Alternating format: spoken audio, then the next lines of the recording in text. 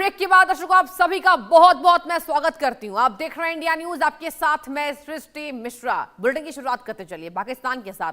पाकिस्तान के कब्जे वाले कश्मीर में हालात एक बार फिर से बेहद विस्फोटक हैं। हमारी जमीन हमारा राज के बुलंद नारों के बीच पीओके की जो जनता है उसने हल्ला बोल कर दिया है। पाकिस्तान सरकार को वो घेरती नजर आ रही है और उसकी सेना के खिलाफ अब आर पार की लड़ाई का ऐलान कर दिया गया है। प्रदर्शनकारियों का नेतृत्व कर रही है जॉइंट अवामी एक्शन कमेटी जैक ने सीधे तौर पर राजधानी मुजफ्फराबाद की ओर मार्च करने का बड़ा ऐलान कर दिया। इस ऐलान ने पाकिस्तानी हुक्मरानों की नींद उड़ा दी है।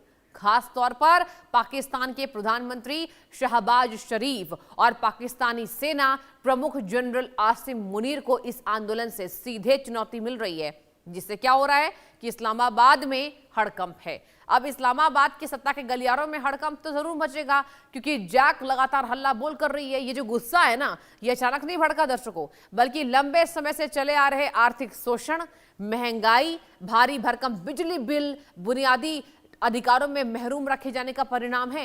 पिछले कुछ समय से पीओके की आम जनता पाकिस्तान के कुशासन और दमनकारी नीतियों के खिलाफ लगातार मुखर रही है। अब यह असंतोष है एक विशाल जन आंदोलन का रूप ले चुका है। मुजफ्फराबाद मार्च के ऐलान के बाद से पाकिस्तानी प्रशासन और सुरक्षा एजेंसियों ने पूरे इलाके में कड़ी किलेबंदी कर दी है। रास्तों को सील किया जा रहा है, जगह जगह भारी सुरक्षा बलों की तैनाती की जा रही है। आपको बताते चलें, इस मार्च को हर कीमत पर रोकने की तैयारी है। आगे बढ़ते हैं। हालांकि प्रशासन के इस दमनकारी हथकंडों के बावजूद प्रदर्शनकारियों के तेवर बेहद आक्रामक है, अटैकिंग मोड पर वो हैं। जनता का साफ कहना है कि अब वे पाकिस्तान के अवैध नियंत्रण और लूटपाट को और सहन नहीं करने वाले। इस आंदोलन ने अंतर्राष्ट्रीय स्तर पर भी पाकिस्तान की पोल खोल दी है, जो दुनिया भर में मानवाधिकारों की बात तो करता है, लेकिन अपने ही कब्जे वाले क्षेत्रों में नियंत्रण नहीं कर पा रहा, ना आवाम पर जुल्म को ढाता हुआ बंद कर रहा है। मुजफ्फराबाद की ओर बढ़ता ये मार्च आने वाले दिनों में पाकिस्तान के लिए बेहद कड़ा और राजनीतिक और सुरक्षा संकट खड़ा कर सकता है, जिससे पाक हुक्मरानों की मुश्किलें लगातार बढ़ते जा रहे हैं। और बहुत बहुत मैं स्वागत एक खास मेहमान का करने वाली हूं। कर्नल सर टीपी त्यागी सर मेरे साथ जुड़ चुके हैं इस खबर पर, इस डिबेट पर। सर बहुत बहुत स्वागत टीपी त्यागी सर आपका। गुड मॉर्निंग आपको जी, और जय हिंद सर। और सर ये बताइए, पीओके में तो जो जबरदस्त आंदोलन है ना, अब ऐसा लग रहा है जैक ने आह्वान कर दिया कि आप जनरल डायर बनिए, हम अपने आंदोलन को बड़ा करेंगे। अंतर्राष्ट्रीय स्तर पर पोल सर खुल रही है। ऐसे में क्या लग रहा है, पाकिस्तान की जिद्दी सरकार कदम सर पीछे हटा रही है या अब आगे बढ़ेगी? क्या कहेंगे? देखिए, पाकिस्तान की सरकार के सामने विकल्प अब बहुत लिमिटेड रह गए हैं। उन्होंने पहले तो आपने सही कहा, हाँ। उन्होंने जलियांवाला बाग जैसी स्थिति बना दी रावलकोट के ईदगाह में, जहां उन्होंने बाकायदा मैसेकर किया। मैसेकर करने से पहले पावर ब्लैकआउट कर दिया, हाँ। इंटरनेट पहले से बंद थे, अच्छा। और वहां पे शटर्स डाउन है, चक्का जाम है, बाहर कोई खबर आने नहीं दी जा रही, मीडिया को पूरी स्वतंत्रता नहीं है। ये हालत में उन्होंने किया। नतीजा ये हुआ कि छन छन के जो रिपोर्ट पहुंची, तो यूनाइटेड नेशंस के ह्यूमन राइट कमीशन के जो स्पोक्स पर्सन है लॉरेंस, उन्होंने इसका संज्ञान लिया और इसके बारे में कड़ी चेतावनी दी। ऐसे ही एमनेस्टी इंटरनेशनल, उन्होंने भी पाकिस्तान में निहत्थे लोगों पर चलाई गई गोली का संज्ञान लिया। और ऐसे ही ब्रिटेन के अंदर लंदन में बाकायदा पाकिस्तान असेंबली के सामने प्रदर्शन हुए कि ये खून खराबा बंद करो। ये तो एक बात हो गई। दूसरी बात, जो वहां के जॉइंट अवामी एक्शन कमेटी के लीडर हैं सरदार अम्मान खान, उन्होंने तो पिछले कुछ दिनों में बाकायदा लाखों की भीड़ के सामने संकल्प कराए हैं। उन्होंने कहा, क्या हम लाइन ऑफ कंट्रोल की तरफ कूच करें? हाँ। लोगों ने कहा हाँ। उन्होंने कहा, अगर भूखे मरने की नौबत आई तो क्या हम पुंछ से, राजौरी से, डोडा से, मेंढर से, क्या हम इनसे सहायता की अपील करें? लोगों ने कहा हाँ। उन्होंने कहा, क्या हम पाकिस्तान से अलग हो जाए? लोगों ने कहा हाँ। और अब उन्होंने ये ऐलान कर दिया कि हम मुजफ्फराबाद मार्च करेंगे। अगर एक आदमी भी जिंदा बचा तो वो मुजफ्फराबाद में घुसेगा। और उन्होंने ये भी कहा कि मुजफ्फराबाद के पाकिस्तान में के जो हुक्मरान हैं वो याद रखें, अपने वादे के पक्के रहें, वहां से चले और ना जाएं। कहीं ऐसा ना हो कि हम मुजफ्फराबाद में आए और वो इस्लामाबाद के कश्मीर हाउस में भाग कर चले जाएं, बोले मुकाबला होगा वहीं आएंगे। यानी अब उनकी लड़ाई आर पार की है। उन्होंने कह दिया जमीन हमारी, राज हमारा। अब तक क्या होता रहा, अब तक पीओके में ये होता रहा कि जो नीलम है या झेलम नदी है, इन नदियों के ऊपर बाकायदा हाइड्रो इलेक्ट्रिक प्रोजेक्ट बनाए गए। अच्छा। उसमें जमीन किसकी थी? जमीन इन लोगों की थी। और उसमें मेहनत किसकी थी? इनकी थी। और जो बिजली बनी वो या तो इतनी महंगी या वो पंजाब को दे दी गई या जिंजियांग को दे दी गई, पीओके को नहीं दी गई। तो उनके साथ मूलभूत सुविधाएं, खाने पीने की चीजें, अच्छा मूलभूत सुविधाएं तो पहले ही कम थी, हाँ ऊपर से बिल्कुल सर।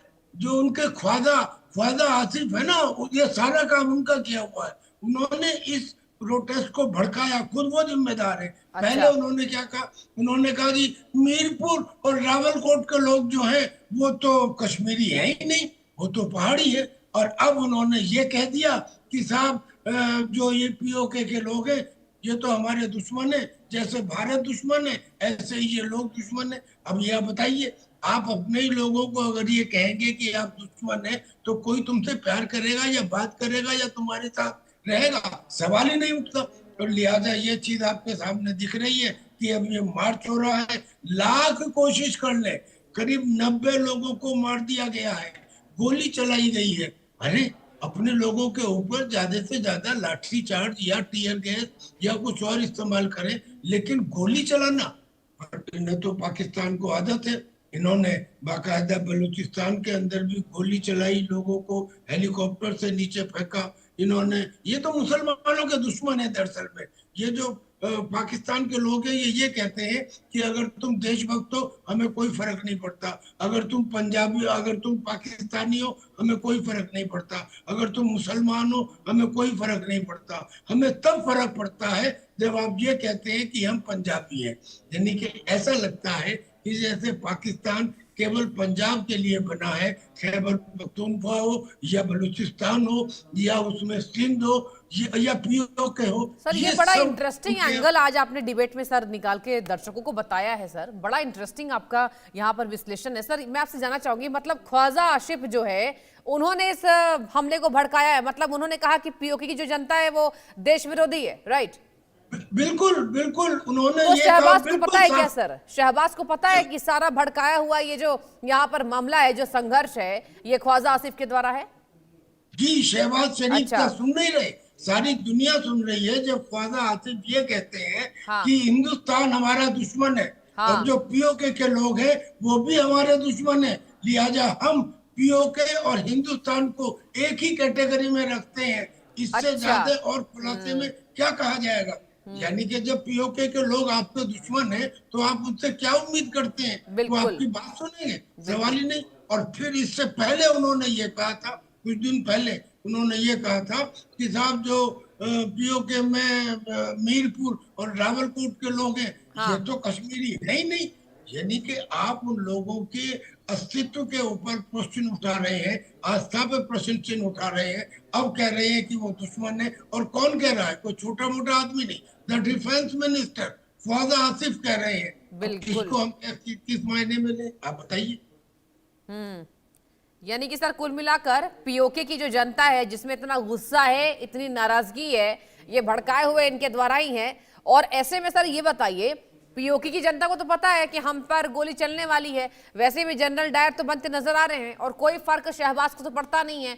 शहबाज को खून खराबा हो, शहबाज तो करते ही यही है। और शहबाज क्या, मतलब पूरी पाकिस्तान ही यही करता है। आप देखिए अभी भी घाटियों में आतंकियों के एक्टिव होने की जो आशंका है नजर आ रही है, और मेरे संवाददाता ने भी वहां पर ग्राउंड रिपोर्टिंग की थी। टिपी जाएगी सर, ये बताइए पीओके का जो जन आंदोलन है, आपको लग रहा है क्या कि बड़े स्तर पर अब होने वाला है और अंतर्राष्ट्रीय मानकों पर इस पर दखल अंदाजी कोई और देश दे सकता है? क्या लगता है सर? देखिए इसका आंदोलन होने वाला नहीं है जी। आंदोलन प्रारंभ हो चुका है। हाँ अब तो सिर्फ कल्मिनेशन की बात है। हाँ। आंदोलन तो प्रारंभ हो चुका है जब यहाँ तक अनाउंस कर दिया गया, और एक दिन का नहीं, 2 महीने हो गए। 2 महीने से आंदोलन चल रहा है और करीब करीब 100 लोगों को मार दिया गया है। अपने ही लोगों को गोली मार दी गई है। और जब एक आदमी मरता है तो कम से कम 3 जख्मी होते हैं, और जो जख्मी होते हैं उसमें से 30% गंभीर जख्मी होते हैं। यानी कि अगर 100 को मारा, 300 जख्मी, तो उन 300 में से 100 भी आगे मारे जाएंगे। और ये किन के आदमी और कैसे मरे? ये एक्सीडेंट से नहीं मरे, ये गोली से मरे हैं, पाकिस्तानी रेंजर्स की गोली से मरे हैं। यही कारण है कि यूएनएचआरसी यानी कि United Nations human right commission as well as Amnesty International, इन्होंने इस बात का संज्ञान ले लिया है। अब पाकिस्तान और ज्यादा गोली नहीं चला सकता। अच्छा। लिहाजा सिचुएशन जो पाकिस्तान की है वो अब तक जो थी उससे ज्यादा खराब होने वाली है। और फिर खरबूजे को देख के खरबूजा रंग बदलता है। यानी कि अगर पीओके में ये हो रहा है तो बलूचिस्तान लिबरेशन आर्मी भी अपनी एक्टिविटीज बढ़ा देगी, और खैबर पख्तूनख्वा में जो तहरीक तालिबान पाकिस्तान है वो भी अपनी एक्टिविटीज बढ़ा देगा, क्योंकि ये सब लोग पाकिस्तान की आर्मी से खफा है। और जो पाकिस्तान की आवाम है वो इससे भी ज्यादा खफा है, क्योंकि वो ये कहती है कि ये कैसा मुनीर आया है जिसने ईरान को हमसे अलग कर दिया, जिसने जाके बोर्ड ऑफ पीस में डोनाल्ड ट्रंप के तलवे चाटते हुए नौकरी स्वीकार कर ली इजराइल की। और किस बात के लिए? कि पैलेस्टीनियन को कंट्रोल करेगा। और फिर ये कैसा पाकिस्तान है जिसने ये अनाउंस कर दिया कि अगर सऊदी अरबिया के ऊपर कोई हमला हुआ तो हम ईरान के खिलाफ युद्ध में सामने आएंगे। यानी कि ये सुम्मा सुम्मा की जो बात कर, उम्मा उम्मा की जो बात करते हैं, मुसलमान सॉलिडेरिटी की जो बात करते हैं, ये कैसा पाकिस्तान है? तो इस वक्त पाकिस्तान की पोजीशन सबसे ज्यादा कमजोर है, इतिहास में इतनी कभी नहीं रही। और मैं एक मिलिट्री ऑफिसर हूँ, मेरे हिसाब से तो हिंदुस्तान को अब एक्शन लेना चाहिए प्रीएम्प्टिव। कारण ये है कि हम कब एक्शन लेते हैं? जब दुश्मन कमजोर हो सबसे ज्यादा, और उस पे तादाद से ज्यादा ताकत लगाओ ताकि विजय सुनिश्चित करें। इससे ज्यादा कमजोरी पाकिस्तान की कब देखी गई? आज तक नहीं देखी गई।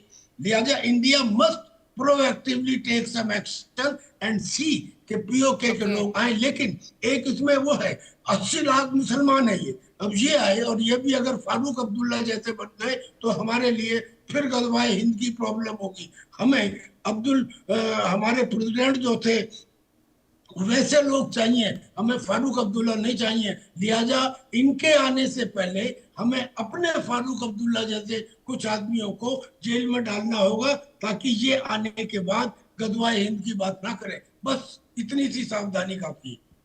बिल्कुल सर, यानी कि कुल मिलाकर ये जो आंदोलन भड़क चुका है इससे पाकिस्तान को डर है, शहबाज में डर है, क्योंकि देखिए यहां पर ऐसे बयानबाजी की गई कि उस आंदोलन को ये आंदोलन ले ही नहीं रहे हैं। ये कह रहे थे कि ठीक है आवाज उठाई जा रही है, लेकिन हमने देखा सर लगातार पीओके जल रहा है, लगातार वहां गोलीबारी की जा रही है, रेंजर से मौतें हो रही हैं, लेकिन पाकिस्तान की आवाम इसको आंदोलन नहीं कह रही है। लिहाजा आपने सही कहा कि अब ये अंतर्राष्ट्रीय पटलों पर आ चुका है। ये जो समाचार, ये जो खबर है, अब ऐसे में आपको ये लग रहा है सर कि भारत को दखल अंदाजी देनी चाहिए। लेकिन सर क्यों आखिर हमारी सरकार अभी चुप है इस पर, आप बता सकते हैं क्या? नहीं, हमारी सरकार ढोल बजा के एक्शन नहीं लेती। हमारी सरकार भी कुछ इस बारे में सोच रही होगी, और उसके हिंट हमको पता लगते हैं। हाँ। जब हमारे माननीय रक्षा मंत्री जी गए थे गुजरात के सर क्रीक में, तब उन्होंने ये कह दिया था कि अगर कोई भी गलत एक्शन पाकिस्तान की तरफ से लिया गया तो पाकिस्तान याद रखे कि इस बार हम उसका इतिहास और भूगोल दोनों बदल देंगे। और याद रखे कि कराची का रास्ता सर क्रीक से होकर गुजरता है। और ऐसे ही हमारे होम मिनिस्टर भी ये कह चुके हैं कि पीओके और गिलगिट बाल्टिस्तान ये हमारा हिस्सा है, हमारा अभिन्न अंग है। लिहाजा हम इस बात की वेट कर रहे हैं कि वहां के लोग खुद ही हमसे आके मिलेंगे। और ये जो हो भी रहा है, जो पीओके के लोग हैं वो चिल्ला चिल्ला कर कह रहे हैं आर पार खोल दो, कारगिल गेट तोड़ दो। यानी कि इस किस्म की आवाज है। अपने ही लोगों के खिलाफ वो बोल रहे हैं ये जो दहशतगर्दी है इसके पीछे वर्दी है। यानी कि एक विद्रोह तो उनमें हो चुका है, और वो विद्रोह हिंदुस्तान ने नहीं करवाया जी, वो विद्रोह इसलिए हुआ है कि जब वो अपने भाइयों को देखते हैं कि जो भारत का कश्मीर है उसमें वो तो बड़े समृद्ध हैं, बड़े खुश हैं, वहाँ विकास हो रहा है। आज तक एक मुसलमान ने हिंदुस्तान से बाहर जाने की बात नहीं कही। पूरी दुनिया में सबसे ज्यादा खुश अगर मुसलमान है तो वो हिंदुस्तान में। पुराने पड़े हुए थिएटर और पिक्चर हॉल जो बंद थे आज वो भी वहां पे चल रहे हैं। वहां के लाल बाग, कौन सा बाग है वो चौराहा, वहां पे बाकायदा तिरंगा झंडा फहराया जाता है श्रीनगर के अंदर। तो जब वो वहां की विकास को देखते हैं तो उन्हें दुख होता है कि यार हम कहाँ फंस गए यहाँ पाकिस्तान में। तो वो खुद एब्सोल्युटली हिंदुस्तान में जीपी मिलने त्यागी को सर, जब तैयार वो है। विकास देखते हैं, जब वो हिंदुस्तान को बढ़ता देखते हैं तो उन्हें तकलीफ होती है। और यही वजह है कि पीओके को, आप देखिए एक बात का मैं जिक्र आपसे करना चाहूंगी। एक बार टीवी डिबेट में मेरे साथ पाकिस्तान के पत्रकार जुड़े हुए थे, उन्होंने साफ कहा कि जो पीओके की जो जनता है, देखिए एक पीओके की भी यहां पर समर्थन में जुटे हुए थे, उन्हें कह रहे कि मैं तुम्हें पट्टे से बांध कर खींचूंगा। आप सोचिए सर, पीओके की जनता के लिए पाकिस्तान की सरकार ये नजर रखती है और यही वजह है कि अब हालात जो है सर बिगड़ते हुए नजर आ रहे हैं। टीपी त्यागी सर, आपने बहुत अच्छी जानकारी दी, बहुत बहुत शुक्रिया सर जुड़ने के लिए और तमाम जानकारी हमारे दर्शकों तक साझा करने के लिए। और बढ़ते हैं आगे। खैबर